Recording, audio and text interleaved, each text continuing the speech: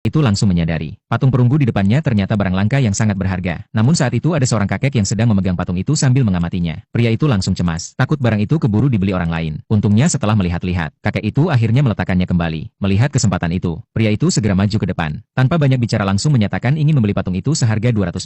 Setelah bicara, ia bahkan langsung mentransfer uang tanpa menunggu persetujuan si penjual. Kakek itu hanya tertawa sambil menggelengkan kepala. Katanya secara bentuk dan ukiran, patung itu memang mirip patung Buddha kuno. Tapi ada banyak kejanggalan. Jadi kesimpulannya barang itu palsu. Bahkan tak pantas dihargai $200.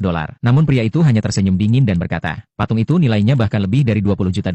Mendengar itu, kakek dan pemilik lapak langsung terkejut. Tapi seketika mereka tertawa terbahak-bahak, menganggap pria itu hanya berhalusinasi. Pria itu pun langsung menantang kakek tersebut taruhan. Jika patung itu asli, kakek itu harus langsung bersujud menjadi muridnya. Mendengar itu pemilik lapak tertawa lebih keras. Katanya kakek itu anggota asosiasi barang antik. Tak mungkin salah menilai. Namun pria itu menjawab dengan percaya diri, bahwa matanya sudah dibuka. Ternyata pria itu adalah mahasiswa Universitas Oxford. Tapi karena latar belakangnya miskin, ia sering dibully oleh anak orang kaya. Sampai suatu hari, sebuah insiden membuatnya memperoleh sepasang mata yang bisa membedakan keaslian suatu benda. Untuk membuktikan kemampuannya, ia pun datang ke pasar barang antik untuk mencari barang berharga tersembunyi, dan akhirnya menemukan patung itu. Melihat sikap sombong pria itu, kakek tersebut pun menerima tantangan taruhan. Mereka bertiga lalu pergi ke toko barang antik tertua di kota. Kakek itu berkata bahwa tempat ini sudah berdiri lebih dari 100 tahun. Semua penilaian di sini dijamin adil dan akurat. Saat itu nyonya pemilik toko keluar dari dalam. Kakek itu langsung menyampaikan maksud kedatangannya. Pemilik lapak juga menyerahkan patung itu untuk diperiksa. Namun saat nyonya toko melihat patung tersebut, wajahnya langsung berubah. Ia segera mengambil kaca pembesar untuk memeriksanya. Setelah memastikan bahan dan ukirannya, ia langsung menawar $8 juta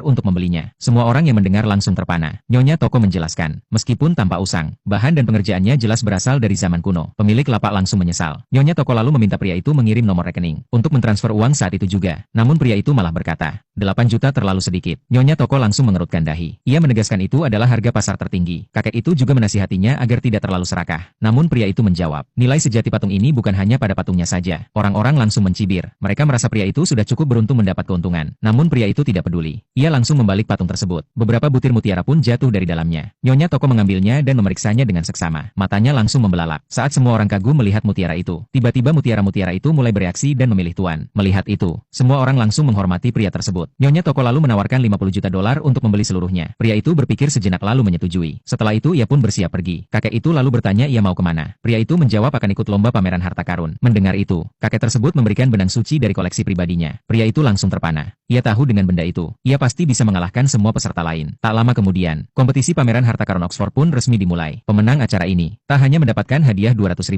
tapi juga bisa menyaksikan langsung 8 formasi legenda kuno. Pria itu merasa formasi ini pasti punya hubungan dengan mutiara yang ia temukan. Namun tiba-tiba, seorang anak orang kaya yang dulu sering membulinya, perlahan berjalan mendekatinya.